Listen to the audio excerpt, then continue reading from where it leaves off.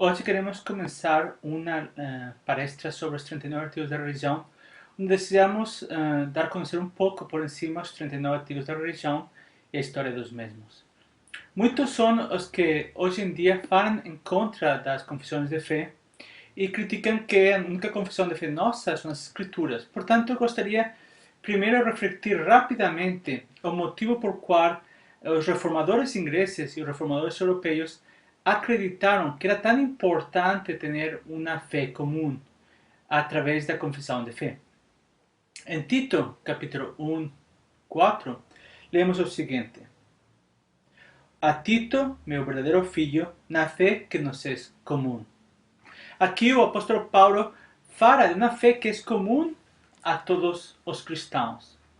Em Judas, versículo 3, porque só tem um capítulo, versículo 3, lemos o seguinte: Amados, enquanto me empenhava para vos escrever acerca da salvação, que nos é comum, senti a necessidade de vos escrever, exortando-vos a lutar pela fé entregue aos santos de uma vez por todas. A fé entregue aos santos. Esta fé entre os santos é aquela fé que nós acreditamos está refletida nos 39 artigos da religião. Os 39 artigos da religião foram escritos pela Igreja de Inglaterra em meio da reforma que aconteceu no século XVI e XVII no país da Inglaterra. Em meio de um contexto religioso onde muitos cristãos saíram da Igreja de Roma, conhecida como Igreja Católica Romana, e começaram uma reforma a partir de Martim Lutero em Alemanha, João Calvino em Suíça e Thomas Cranmer e outros tantos reformadores na Inglaterra. Evidentemente, todo mundo conhece a história de que a Igreja de Inglaterra tuvo um aspecto que fez um pouco diferente das outras reformas. Ela não foi uma reforma que aconteceu em poucos anos, foi uma reforma que constantemente foi reformando-se.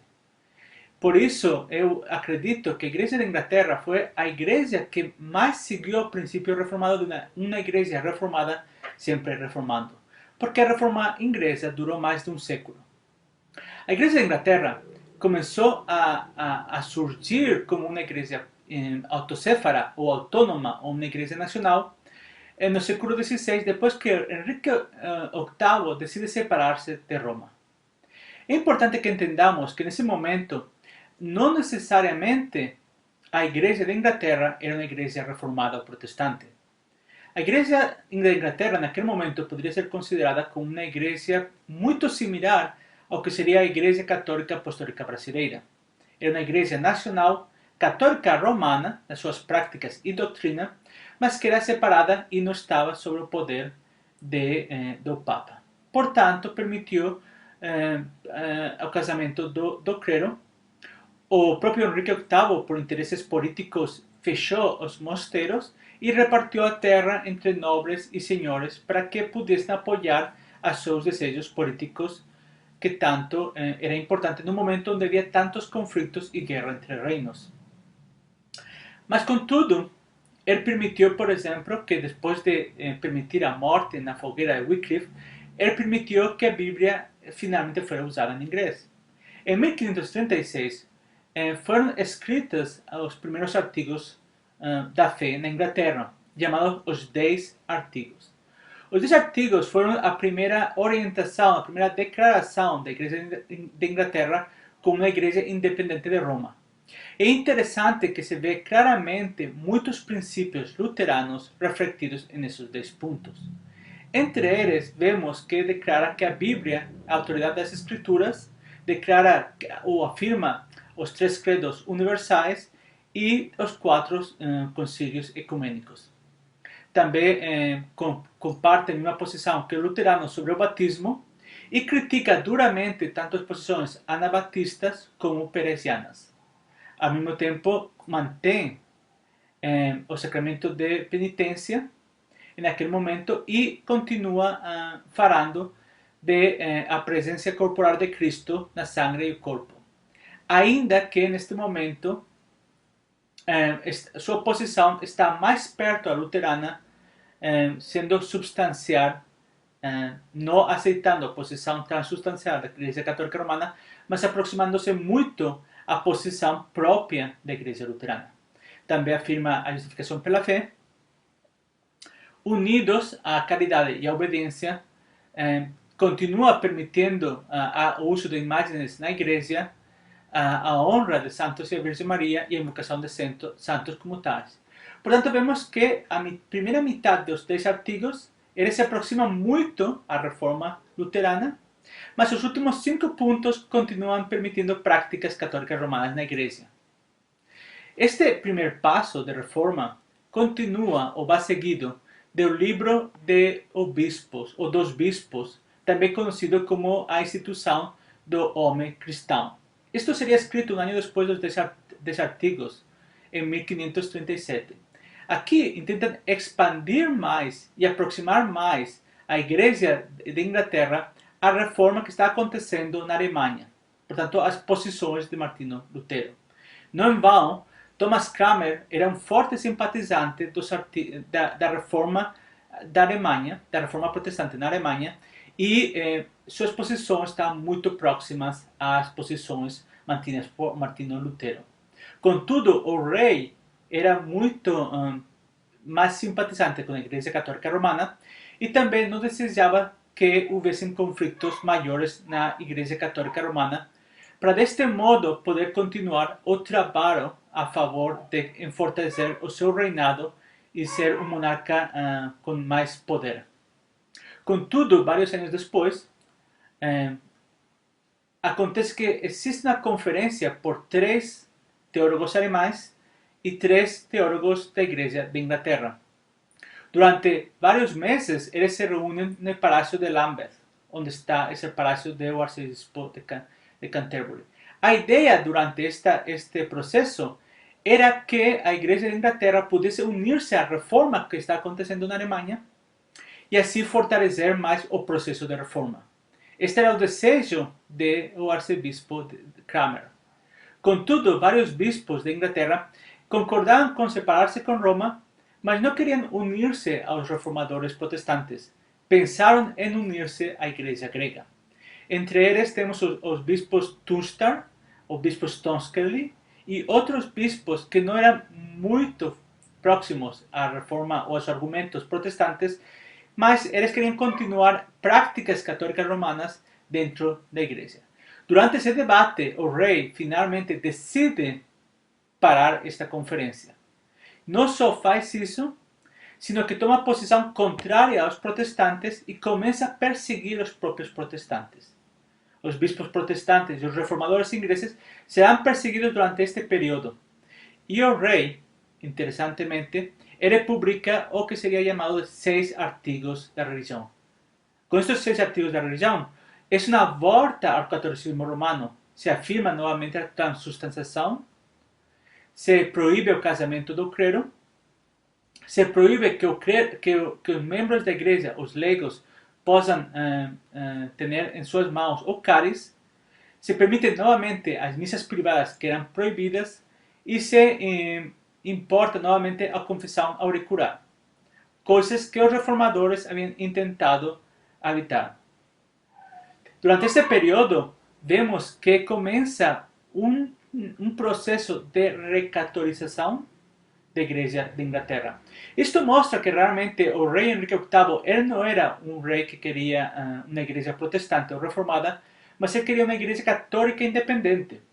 Por isso, ele escreve o livro do rei, onde defende posições contrárias àquelas que encontramos defendidas por Martinho Lutero e outros reformadores continentais. Contudo, com a morte do rei Henrique VIII, subirá no trono o seu filho Eduardo VI. E foi durante Eduardo VI que realmente a reforma acontece na Igreja de Inglaterra. Foi durante Eduardo VI que realmente e finalmente o segundo processo de reforma da Igreja de Inglaterra começa a acontecer. Aqui, o arcebispo Thomas Cranmer começa a tomar 3 passos essenciais para que a reforma seja definitiva na Igreja de Inglaterra. O primeiro passo é simplificar a liturgia. A simplificação da liturgia significa que ele eliminará todas aquelas práticas contrárias às escrituras, todas aquelas costumes erradas e heréticas que são adoptadas durante a Idade Meia, e a própria liturgia é muito simplificada para que reflecta, em certa maneira, como acontece também na Reforma Continental, como fez Martin Lutero na Alemanha e João Calvino. São cultos cristãos mais simples, sem todas aquelas práticas que são adoptadas por Roma durante a Idade Meia.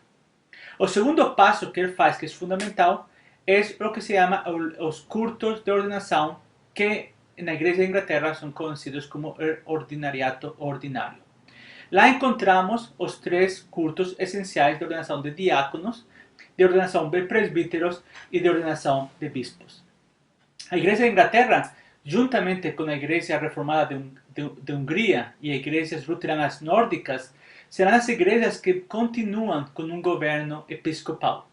Portanto, 3 igrejas nacionais, mais de 3 igrejas nacionais, porque as igrejas luteranas nórdicas seriam mais de uma nação, mas 3 igrejas, 3 regiões ou 3 aspectos da reforma aceitarão o governo episcopal. A Igreja Reformada de Hungria, a Igreja de Inglaterra e, sem dúvida, as igrejas nórdicas, tanto Islândia como Dinamarca, como Suécia, Noruega e Finlândia. Estas igrejas continuam aceitando e promovendo, sem nenhuma dúvida, o governo episcopal. O terceiro ponto é que, finalmente, o arcebispo Thomas Cranmer consiga escrever uma confissão de fé que reflete aquilo que ele realmente pensa. Esta confissão de fé é conhecida como os 42 artigos e será escrito em 1552. Neles, ele reflete e representa com claridade aqueles aspectos fundamentais da reforma. Estes artigos mostram com grande claridade a teologia tanto de Martinho Lutero como de João Calvino e outros. Infelizmente, com a morte de Eduardo VI, entra no poder a sua irmã Maria. E Maria devolve, puxa, obriga a Igreja de Inglaterra a votar novamente sobre a autoridade do Papa. E assim, todos os processos de reforma são evitados. Mas não somente isso. Em poucos anos, Maria fará que obrigará a que todas as mudanças acontecidas durante o reinado de Eduardo VI terminem. Muitos reformadores serão queimados. É um tempo onde a Igreja de Inglaterra tem muito mártir. O próprio Thomas Cranmer, Hugh Latimer e tantos outros reformadores serão mortos na fogueira. Farão que mais de 300 reformadores serão mortos em poucos anos. Com a morte de Maria, a Reina Maria, conhecida como a Sanguinária, entra no poder Isabel I. Isabel I entra em um reinado onde a Inglaterra se encontra em meio de muitos conflitos. Existe uma grande possibilidade de uma guerra civil causada por os católicos romanos que depois do reinado de Maria I se sentem com muita força e pelos próprios reformadores. É interessante que durante o reinado de Maria Sanguinária muitos reformadores escapam à Europa e agora voltam à Inglaterra, querendo reformas maiores das que aconteceram durante Eduardo VI. Portanto, Isabel I intenta começar um processo de reforma. E aunque muitos estão falando de que essa reforma seria uma via meia entre catolicismo romano e presbiterianismo, na verdade não é uma via meia entre catolicismo romano e presbiterianismo. Realmente seria entre os radicais reformadores continentais, como os anabatistas e outros grupos bem radicais, e a Igreja Católica Romana. Finalmente é uma igreja protestante, é uma igreja reformada, inclusive eu poderia afirmar que é uma igreja evangélica. Os artigos, 39 artigos da religião, eles têm várias modificações durante o período. E algumas das modificações não são muito bem aceitas pelos puritanos. Assim todo, eles são afirmados e são realmente declarados como a confissão de fé que todo clero precisa afirmar como a fé da Igreja de Inglaterra. Estos artigos, los 39 artigos de religión, existen varias formas que han sido intentado ser clasificados. Una forma interesante de ser clasificados fue aquella que divide en tres aspectos. Para los artigos católicos, no significado de cristãos, de los artigos que todas las iglesias cristas reconocen, después para aquellas doctrinas propiamente protestantes y reformadas, y finalmente aquellos aspectos que serían los artigos propiamente anglicanos.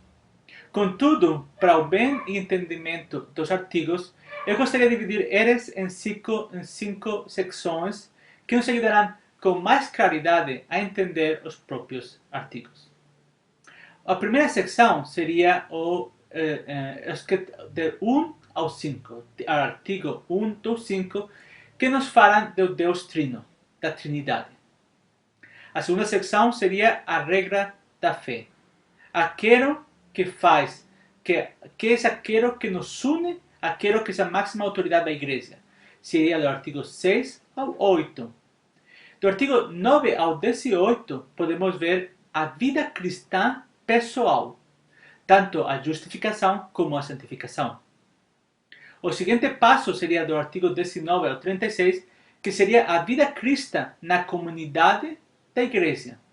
E aqui se divide em três aspectos: a igreja e o seu ministério, os sacramentos e, finalmente, os problemas de disciplina na igreja. O seguinte ponto que temos que ver, e definitivo, seria a relação entre a igreja e o Estado.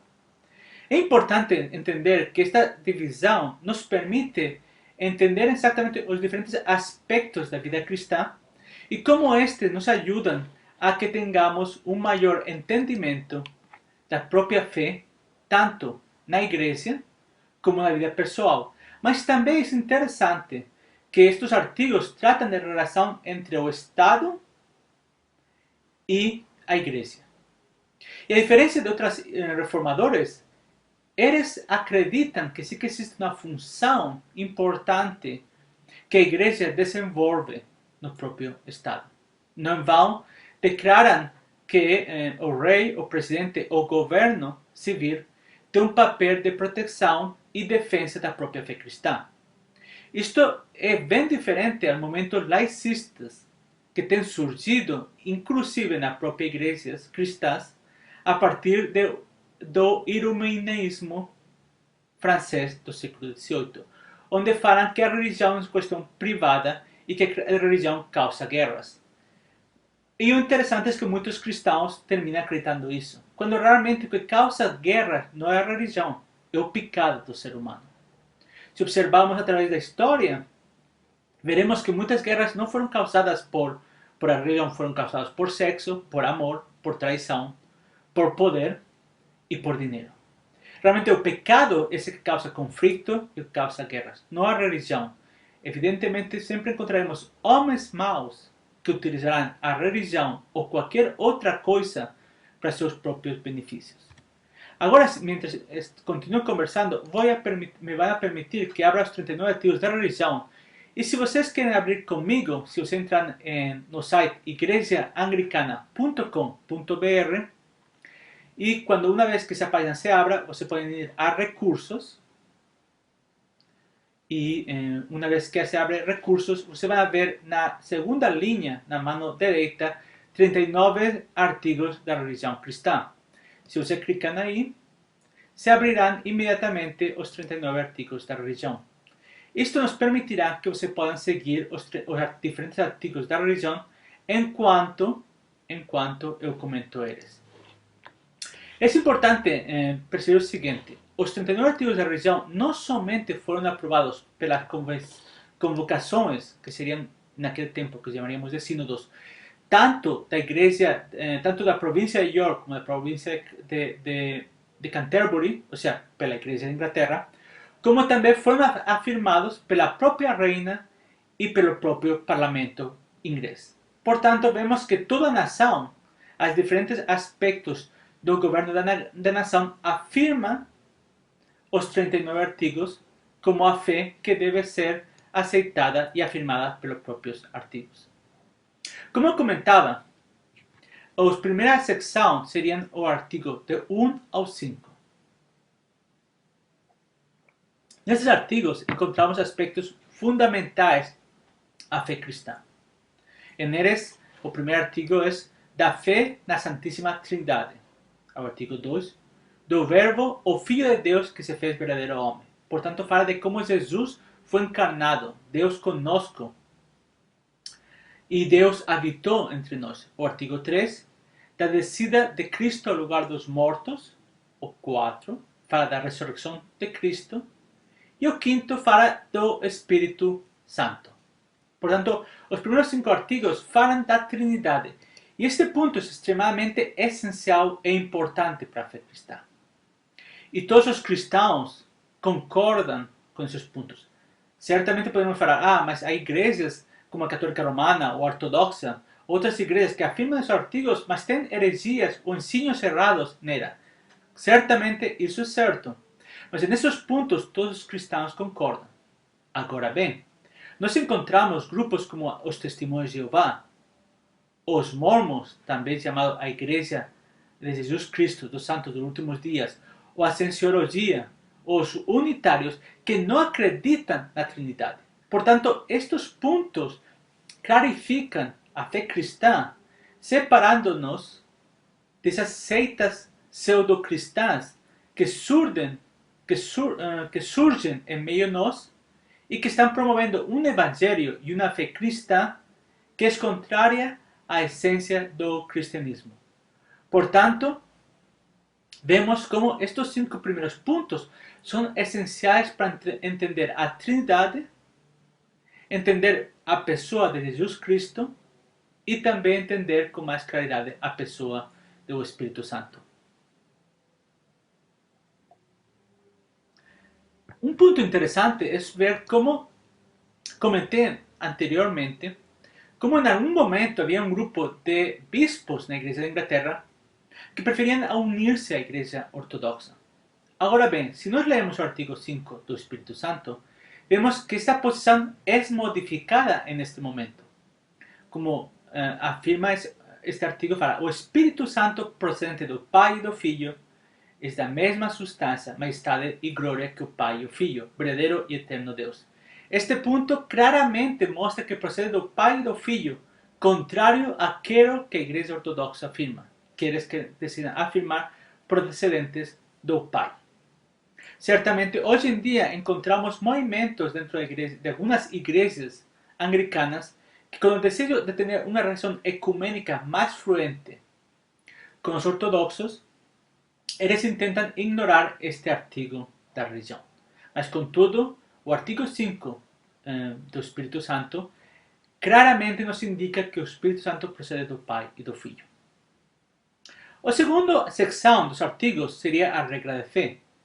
E na regra de fé é interessante que vemos o seguinte, o artigo número 6, de 6 a 8, fala das Sagradas Escrituras, onde claramente nos ensina que as Sagradas Escrituras contêm todas as coisas necessárias para a salvação.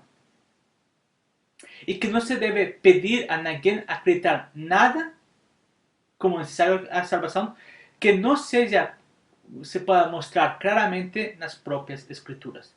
Definem que livros são canônicos e quais livros não são canônicos, ainda que Jerônimo conversa e menciona eles. Fala do Antigo Testamento e também fala dos credos. Os credos são declarações bem básicas, bem essenciais da fé que nós encontramos nas Escrituras. A regra da fé contém os credos não porque os credos sejam iguais às Escrituras, mas porque as Escrituras confirmam que aquilo que os diferentes credos declaram são realmente a palavra de Deus, de uma forma resumida e sintetizada, para que cada domingo, nos cultos principais, possamos declarar a viva voz. De uma forma que no Novo Testamento lemos Jesus é o Senhor, aqui entendemos que o credo apostólico e o credo niceno fazem a mesma coisa.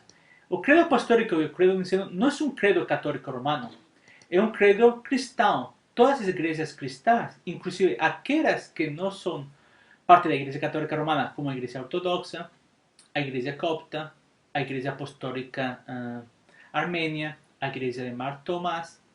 Então, estas igrejas continuam declarando e afirmando os credos. Portanto, vemos que esos puntos dos 6 ao 8, estos 3 puntos da regra de fé, definem claramente a autoridade e supremacia das escrituras sobre as costumes e práticas e tradições. Desta forma, começam a mostrar os elementos básicos, a Trindade e a regra de fé, para mais adiante agora resolver, sim, as questões da vida cristã pessoal. A vida cristã pessoal entra os seguintes artigos, do artigo 9 ao 18. Agora bem, estes artigos do 9 ao 18 podem ser divididos em dois aspectos: a justificação e a santificação. Na justificação, ela começa refletindo sobre o pecado original e declara que os peregrinos defendem doutrinas erradas. Portanto, mostram claramente o fato de que nós somos pecadores de natureza pecadora. Em outras palavras, nascemos com uma natureza pecadora. Imediatamente fala do livre-arbítrio para mostrar que o homem não tem livre-arbítrio. Se somos pecadores e nossa natureza está corrompida, realmente não temos em nós vontade para buscar a Deus. Agora, muitos cristãos confundem livre-arbítrio com livre escolha. Toda manhã, quando eu levanto, eu posso escolher uma camisa ou outra camisa. Eu escolho o que quero comer de café de manhã, eu escolho onde quero ir, eu escolho o trabalho que eu faço. Quando falamos de livre-arbítrio, não estamos falando desse aspecto, de escolha. Se quero colocar uma camisa azul, uma camisa vermelha, ou se não quero colocar uma camisa, que prefiro usar um casaco. Não estamos falando desse aspecto, de escolher. O que estamos falando é sobre a incapacidade do pecador, da pessoa não redimida e não regenerada, de buscar a Deus. A incapacidade do ser humano de fazer obras e agradar a Deus. Portanto, é importante que quando falemos de livre-arbítrio, entendamos de que estamos falando. Depois do livre-arbítrio, imediatamente encontramos a da justificação do homem. Somos somente justificados pelos méritos do nosso Senhor e Salvador Jesus Cristo pela fé. Essa doutrina é uma doutrina claramente reformada. Depois, fala das boas obras e como estas boas obras só faz sentido uma vez que somos salvos. E elas não são para ganhar a nossa salvação, sino são os frutos da fé. As boas obras são o fruto do fato de que somos cristãos. Em outras palavras, um laranjo só pode dar laranjas. Um cristão só pode dar frutos do Espírito, frutos de fé. Também no artigo 13 fala das obras antes da justificação. E neste artigo mostra como antes da justificação realmente os cristãos não somos capazes de fazer nenhuma obra que agrade a Deus. Porque inclusive aquilo que nós fazemos que parece agradável aos olhos dos homens, nós fazemos por motivos egoístas. Já seja para ganhar vanagloria ou porque acreditamos que o homem pode fazer coisas em Deus. Não surge de dependência em Deus para a glória de Deus. Portanto, inclusive aquelas boas obras que muitas pessoas acreditam que nós cristãos fazem, elas não são agradáveis a Deus porque os motivos não são motivos agradáveis a Deus. O artigo 14 finalmente fala das obras de superrogação. Em outras palavras, daquelas obras de piedade que tentam ganhar o favor de Deus. Desta forma, claramente mostra que a nossa salvação é somente pela graça de Jesus Cristo. A graça de Deus que nos chega por Jesus Cristo através da fé. Não há nada que nós podamos fazer para ganhar a salvação. A salvação é simplesmente um dom de Deus. Nós, como fala o artigo, somos servos inúteis que não podemos agradar nunca a Deus. Isto pode ser palavras muito fortes em um momento em que muitas pessoas acreditam que o homem pode alcançar tantas coisas, que o homem é bom. As escrituras nos mostram como o homem é pecador e realmente quando analisamos nossas próprias vidas, vemos que tantos conflitos nas nossas famílias, na nossa cidade, na nossa nação, tantas violências é fruto do pecado. Tanto dolor, tantas lágrimas. O pecado, inclusive, tem uma causa que nos tem um fruto que nos causa dolor no coração, que muitas vezes faz que por reagimos de tal forma ou de outra forma. A dificuldade que temos de perdoar o irmão, a dificuldade de amar as pessoas, mostram hasta que ponto, inclusive depois de ser regenerados, precisamos um processo de santificação. E aqui é onde começamos no artigo de 15 ao 18. E para começar sobre a santificação, o primeiro ponto que ele faz é o seguinte: Cristo é o único sem pecado. Não existe nenhuma outra pessoa no mundo, na história da humanidade, no qual podamos afirmar que são sem pecado. Somente Jesus Cristo. Ele é o Cordeiro perfeito que se entregue pelos pecados nossos. O artigo 16 fala do pecado depois do batismo. O batismo nos limpa do pecado. Mas o que acontece quando nós pecamos depois do batismo? Então, nos chama ao arrependimento, nos chama à graça, nos chama a uma vida de santificação. E é interessante que nesse processo de santificação, eles incluem a predestinação e a eleição que temos como povo de Deus. Por quê? Porque ele entende que nós, ainda sendo eleitos para ser parte do povo de Deus, ainda ser predestinados antes de nascer para ser o povo eleito, nós podemos continuar pecando. Mas a nossa eleição, a nossa predestinação, não está baseada nas nossas obras. Está baseada na obra de Deus em nossas vidas. Portanto, é extremamente importante que entendamos que a salvação eterna unicamente vem pelo nome de Cristo, como o artigo 18 fala.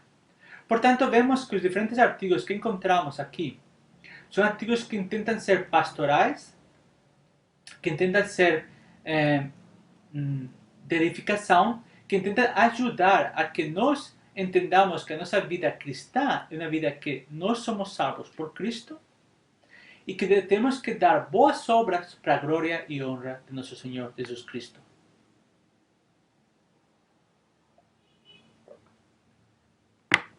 Desta forma, entramos na quarta secção, que seria a vida cristã na comunidade da igreja. Outra forma de falar seria a vida como família de Deus. Aqui está dividido em 3 secções e são realmente interessantes. A primeira secção seria a igreja e o ministério. O primeiro artigo é o artigo 19, onde declara que é a igreja.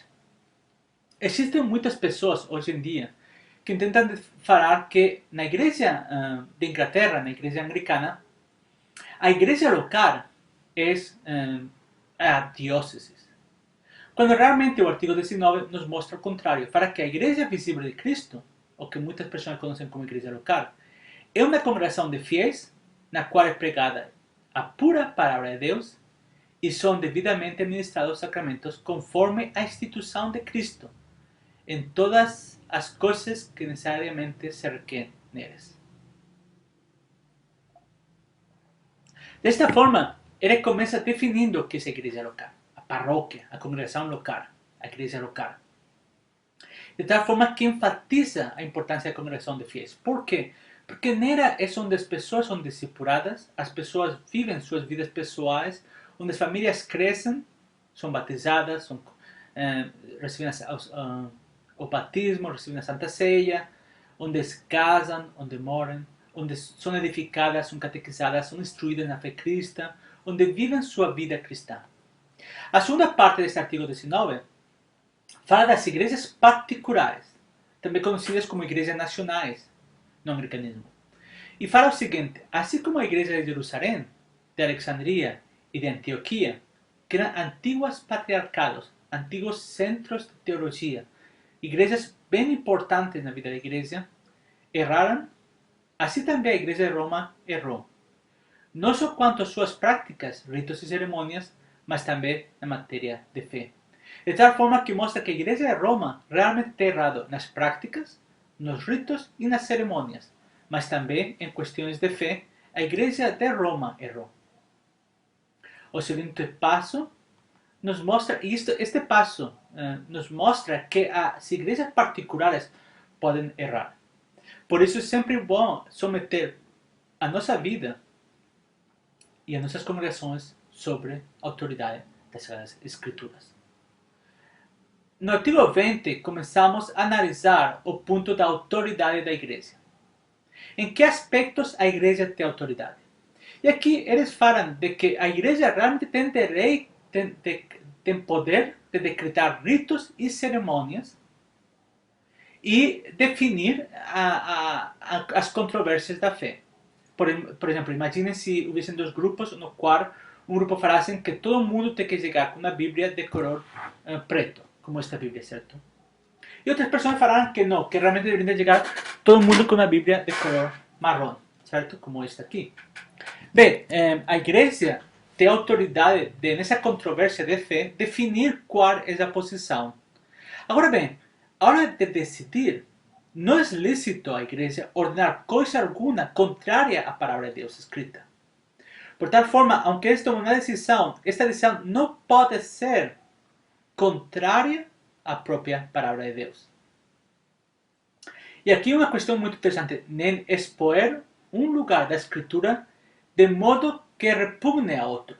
Portanto, não podemos tomar um versículo e analisar esse versículo sem ter em conta o resto das escrituras. Porque se nós fazemos isso, nós estamos realmente fazendo uma interpretação das escrituras errônea. Precisamos que os diferentes textos tenham um ao outro, ajudem a entender-se, a interpretar e a conhecer o que realmente é a perfeita vontade de Deus. Para isso, é essencial que nós possamos entender e conhecer e ler e meditar as escrituras cada dia. Finalmente, uma das questões muito importantes é que a igreja é testemunha e guarda das Sagradas Escrituras. Em outras palavras, é função da igreja testemunhar as verdades através de sua vida, que encontramos nas Escrituras, e também guardar as Escrituras em contra dos erros, a perseguição e a destruição. Temos que entender que a Igreja Católica Romana, por muitos anos, proibiu que as Sagradas Escrituras pudessem ser lidas pelos leigos, e também queimou e eliminou as Sagradas Escrituras. A Igreja não pode decretar nada contra as próprias Escrituras, nem obrigar a ninguém a acreditar como necessário da salvação. O segundo ponto, ponto 21, encontramos o seguinte, das autoridades dos concílios generais. Sem dúvida, a Igreja é governada através de concílios generais ou de sínodos ou convocações. Mas o artigo deixa com muita claridade, que estes concílios têm errado no passado e podem continuar a errar. Portanto, não se pode obrigar novamente nada de autoridade de ordenar nenhuma coisa que seja claramente contrária às Escrituras. Ou inclusive, aqui coloca de uma forma muito mais interessante. Não podemos pedir a ninguém acreditar a menos que seja claramente ensinada na Sagrada Escritura. Tudo o que tem que ser acreditado, tudo o que tem que ser ordenado pelos concílios, tem que estar claramente ensinado nas Escrituras, nas Sagradas Escrituras. Eu acho que se isto fosse realmente vivido e praticado na igreja hoje, muitos ensinos errados que estão entrando na igreja não seriam nunca mais entrados nem permitidos. Entre eles, a ordenação da mulher ao presbiterado ou a ordenação da mulher ao episcopado. Entre outras práticas e outras questões que estão sendo aceitas que não são claramente ensinadas nas Sagradas Escrituras. No artigo 22 do Purgatório, encontramos uma reafirmação ao feito de que os concílios têm errado. E é uma mostra clara do erro na doutrina romana, relativa ao purgatório, indulgências, veneração e adoração, tanto de imagens como de relíquias, e também invocação dos santos. Agora, uma questão que eu me pergunto é: que fazem igrejas que se chamam anglicanas, igrejas que inclusive formam parte da comunidade anglicana, venerando e adorando imagens, ou permitindo que essas imagens estejam na igreja. Porque eles poderão falar, ah, não, é que essas imagens são simplesmente decorativas. Sim, mas aqui claramente mostram que estas imagens vão ser veneradas e adoradas. Não estou falando de decoração, não estou falando de vitrais, não estou falando de arte sacro, arte cristão, que é permitido nas igrejas. Mas estou falando realmente de imagens de estatuas que claramente são contrárias às próprias escrituras. No artículo 23, fala da administração da igreja. E aqui é muito interessante, porque aqui fala da importância de pregar publicamente as escrituras, de administrar os sacramentos da congregação. E aqui fala o seguinte: a ninguém é lícito tomar sobre si o cargo de pregar publicamente ou administrar os sacramentos da congregação antes que seja legalmente chamado e enviado a executá-lo. Agora imagine uma questão aqui. Se você tem seguido o meu blog, caféconobispo.blogspot.com.br, você vai encontrar que muitas vezes denuncio publicamente uma série de pessoas que se levantam e falam, eu sou bispo. Às vezes aparecem como bispo eleitos. E a questão é, quem erigiu eles bispos? Porque são igrejas sem congregações, são igrejas sem povo, são igrejas sem pessoas. Portanto, eles conseguem 3 pessoas, 3 outros bispos que consagram. O problema é que isso é ilícito conforme os 39 artigos da religião. Portanto, se eles falam, eu sou bispo ou sagrado por 3 bispos, portanto tenho uma sucessão apostólica correta e estas coisas, pode ser. Inclusive, pode ser que seja certo tudo isso. Mas é ilícito, porque eles não foram legalmente chamados por ninguém, nem enviados a executar a pregação publicamente ou ministrar os sacramentos. Eu fui eleito por um concílio, por um conselho de bispos, formado por vários bispos, onde qual todos os bispos concordaram na minha sagração. Isto não se pode falar de muitas pessoas. Muitas pessoas nunca foram eleitas por ninguém. Eles criam sua própria igreja e depois buscam pessoas de outras igrejas para consagrar eles diácono, presbítero, bispos. Isso é ilícito. Também é ilícito entrar na igreja para ser ordenado para depois rapidamente sair. É também ilícito pressionar, revelar-se ou manipular a pessoas com o desejo de ser ordenado hasta que a autoridade em sua posição, conforme os cânones, decida que vão ser ordenados por você. E aqui claramente se vê na segunda parte deste artigo. E devemos julgar por legalmente chamados e enviados aqueles que tiverem sido escolhidos e chamados para esta obra pelos homens revestidos publicamente de autoridade, dada a eles na congregação para chamar e enviar ministro à vinha do Senhor. Portanto, este artigo mostra claramente como deve ser o processo de ordenação dos ministros. Se este artigo fosse escutado e praticado, muitas destas igrejas que encontramos virtuais, que só existem na cabeça de certas pessoas, não existiriam porque seriam declaradas publicamente ilícitas. Mas como a lei brasileira permite abrir com mais facilidade uma igreja que abrir uma empresa, evidentemente encontramos igrejas que existem só na internet ou no site, ou na cabeça de uma pessoa. Finalmente, o artigo 24 fala sobre a língua vernácula do culto. É interessante que este artigo, muitas pessoas falam, este artigo forma parte do passado. Isto não tem nenhuma importância atual. Este artigo foi escrito porque naquele momento a missa católica romana era em latim. E desde o Concílio Vaticano II, a missa católica romana já é em língua vernácula. Isso é certo. Agora bem, 2 pontos são essenciais a considerar sobre este ponto. O primeiro é, está abortando o culto em latim. Eu não sou o contrário, eu não acho que este culto particular fala de fazer algum culto em latim para apreciar a história da igreja, como um aspecto de aprofundizar, como usar música sacra e outros aspectos que podem enriquecer, sobretudo, aquelas pessoas mais eruditas que conhecem o latim, que gostam do latim, que são pessoas que pesquisam e estudam. Este culto em latim poderia ser, inclusive, edificantes para eles, feito em algum momento para conhecer melhor. Mas o culto regular em latim não pode edificar aquelas pessoas que não entendem. O segundo passo é o seguinte: quantas igrejas pentecostais e neopentecostais encontramos o pregador falando a metade do sermão em português e outra metade do sermão em línguas, sendo assim que ninguém é edificado porque ninguém consegue entender o que está acontecendo? Quantas igrejas lá te cantos que ninguém dá para entender o que estão falando, griterias, saltos e tantas outras coisas que são emoções de pessoas que não estão submetendo sua carne ao espírito? Eu acho que este artigo, ainda que claramente não está falando sobre isso, indiretamente responde ao fato de que o falar em línguas não é para edificação, portanto devemos evitar este aspecto no culto cristão. Na segunda subsecção, fala sobre os sacramentos. E aqui falam, primeiro que todo, dos dois sacramentos de Nosso Senhor Jesus Cristo, o batismo e a ceia do Senhor, e também de outros sacramentos ou atos sacramentais, mas que não são sacramentos do Senhor. Portanto, não devem ser contados como sacramentos do Evangelho, nem devem ser obrigados, já que nem todos os membros da igreja vão participar.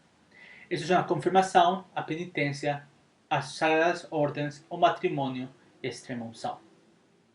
É importante entender que isso não devem ser entendidos como a Igreja Católica Romana entende os mesmos, mas eles são praticados de uma forma muito mais saudável. De fato, por exemplo, a prática de confessar nossos pecados na Igreja Anglicana acontece no culto publicamente. Desta forma, cada domingo temos uma oportunidade de colocar as coisas bem e buscar o perdão de Deus pelos pecados que temos cometido durante a semana. Esses sacramentos, a ceia do Senhor e o batismo, foram instituídos por Jesus Cristo. E isso é essencial. O segundo ponto, e este é um ponto muito controvertido entre muitas pessoas, é o artigo número 26, que fala da indignidade dos ministros, a qual não impede o efeito dos sacramentos. Este artigo tenta demonstrar que, aunque o ministro esteja em pecado, quando celebra os sacramentos, isso não quita a validade dos sacramentos. Os sacramentos estão validados pela obra do Espírito Santo. Evidentemente, quando nós pensamos um pecado do ministro, é um pecado grave. Mas os reformadores entendiam que nós éramos pecadores. Portanto, cometíamos pecados. Ao mesmo tempo, muitas vezes nós não conhecemos o que realmente acontece na vida do ministro ou o que acontece no coração do ministro. Portanto, encontramos um ministro que, num momento determinado, surgem muitos escândalos relacionados com essa pessoa. O que aqui está falando é que, ainda que um ministro pecou, isso não invalida a graça dos dons de Deus. Nos diminui o poder da graça, porque realmente essa fé, essa graça, nós recebemos pela fé. João Calvino muito claramente nos mostrou que os efeitos da Santa Comunhão, ou da ceia do Senhor, e do batismo, se nos concebe através da fé. É a nossa fé que faz que recebamos essa graça, esse dom.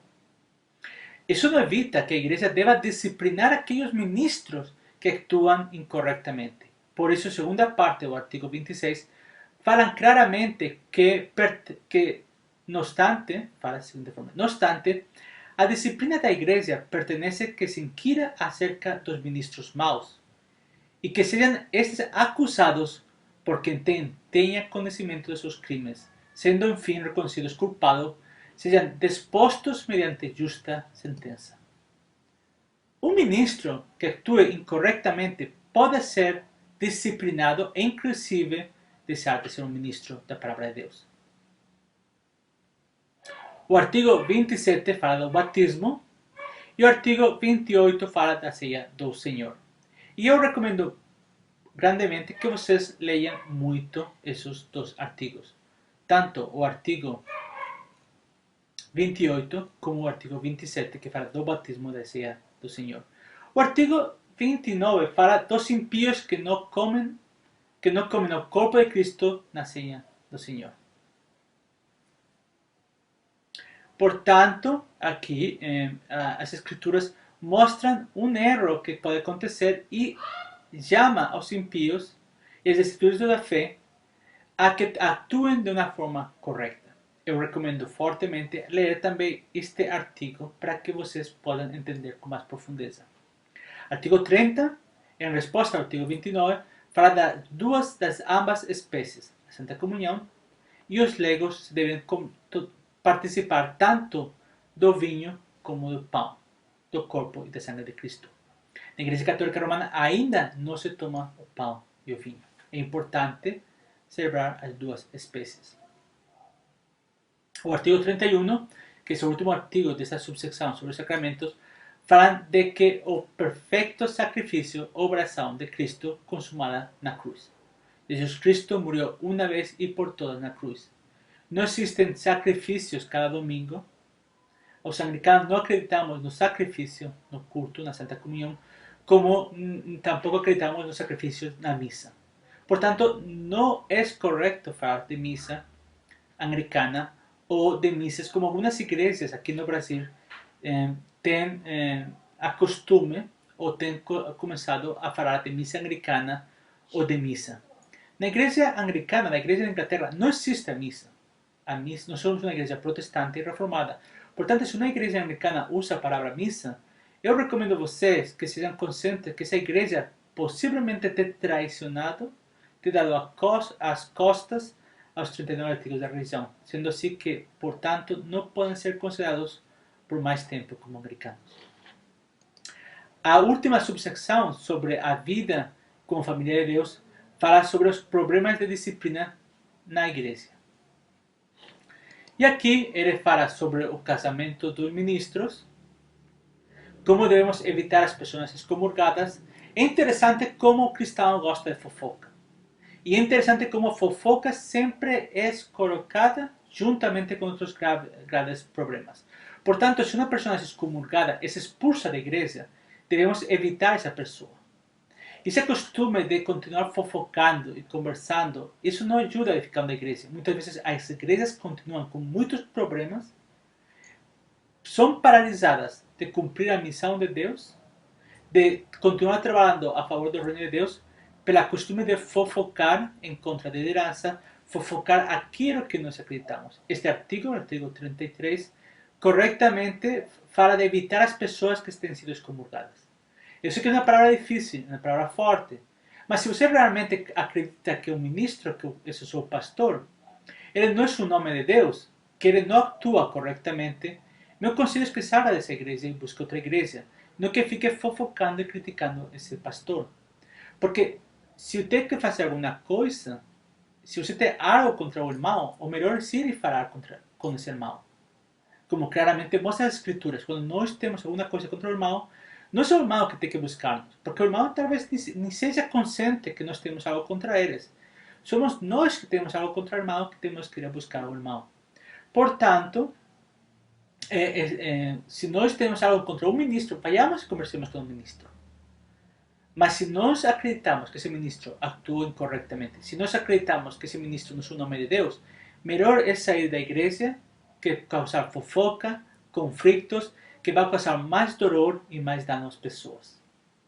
O artigo 34 fala das tradições da igreja, no qual fala do que aquelas no qual fala das tradições da igreja que elas não precisam ser iguais em todo lugar. As tradições da igreja são usadas para que o corpo, como família de Deus, podamos viver juntos. Portanto, as cerimônias e as tradições podem ser diferentes. Não estamos falando de tradições contrárias às Escrituras. Estamos falando de aquelas costumes e práticas que são conforme às Escrituras. Também fala de que a igreja particular ou nacional tem autoridade para ordenar, mudar e abolir as cerimônias ou ritos. Portanto, podemos ver claramente esse aspecto. O artigo 35 fala das homilias. As homilias que ainda não existem em português, que estamos trabalhando para que existam em português. Este documento, os dois livros das homilias, expandem com uma grande beleza as doutrinas da reforma. Esperamos ter logo as homilias em português, para que deste modo podamos ser mais edificados naquelas doutrinas da Igreja Anglicana, da Igreja de Inglaterra. O artigo 36 fala sobre a disciplina no sentido da sagração de bispos e ministros, como é corretamente e como é o processo para que sejam sagrados os bispos e os ministros da Palavra de Deus. Com esse artigo 36 termina a quarta secção dos artigos da religião e começa finalmente a quinta secção, do artigo 37 ao artigo 39. E aqui vamos a poder ver a relação entre a Igreja e o Estado. O artigo 37 fala do poder dos magistrados e é muito interessante que começa assim. O chefe do Estado tem a autoridade suprema no seu país. Contudo, não tem recebido autoridade para ministrar a palavra de Deus e os sacramentos. Este artigo reconhece que o presidente da República ele tem autoridade sobre o país, mas contudo não pode ministrar a palavra de Deus e os sacramentos. Portanto, essa costume de que um deputado, um vereador, use o púlpito da igreja para falar é totalmente contrário aos 39 artigos da religião.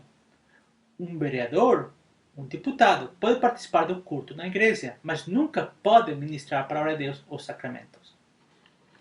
Reconhecemos apenas que como sua prerrogativa, na qual tem sido dada por Deus, ou seja, que são aqueles aspectos que uma autoridade pode fazer, conforme a palavra de Deus. E os artigos falam algo bem interessante. O primeiro é que devem de ser governantes piedosos.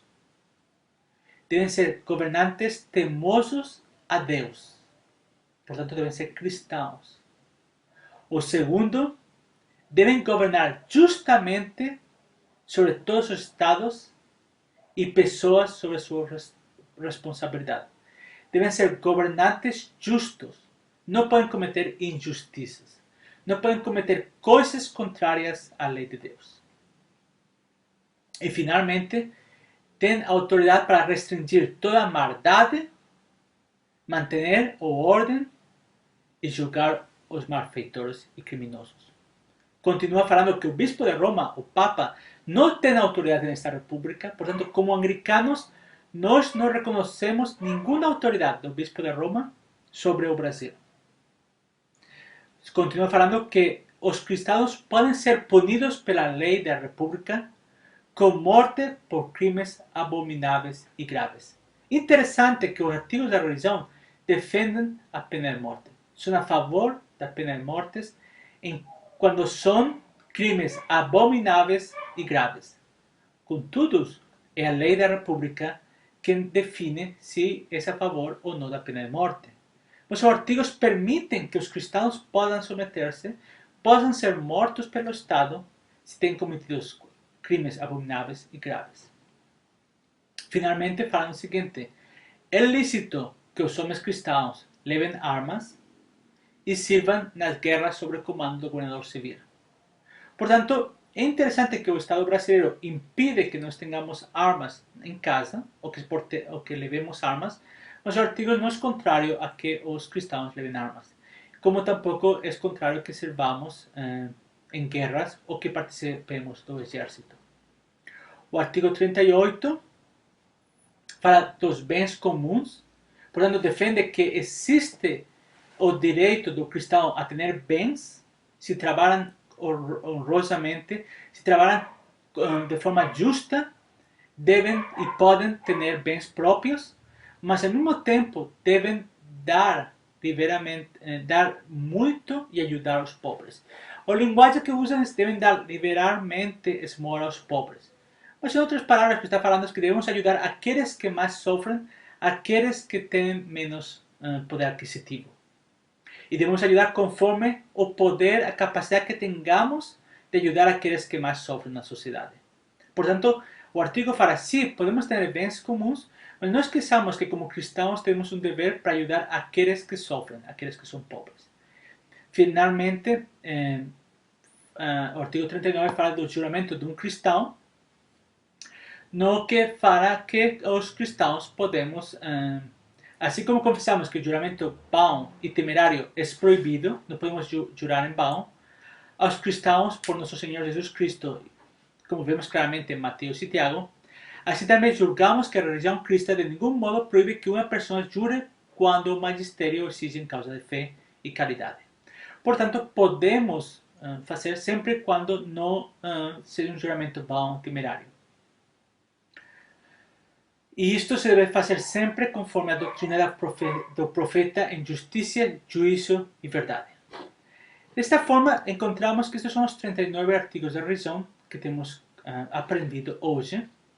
O interessante dos 39 artigos da religião é que, ainda sendo uma confissão de fé cristã, muitas igrejas anglicanas hoje em dia já não praticam ou já não usam muito esta própria confissão de fé. Mas é uma confissão que é muito rica, muito positiva, porque trata as questões mais fundamentais e mais importantes, e aquelas que são secundárias, aquelas que não são tão importantes ou essenciais, deixam com mais liberdade. Como anglicanos, encontramos nos 39 artigos da religião algo que nos faz muito felizes, porque expressa essa fé comum como igreja, como família de Deus que temos. Espero que esta palestra seja de edificação para a sua vida. E se tem qualquer dúvida, por favor, contate comigo e será um prazer poder responder. Deus te abençoe, agora e sempre. Amém.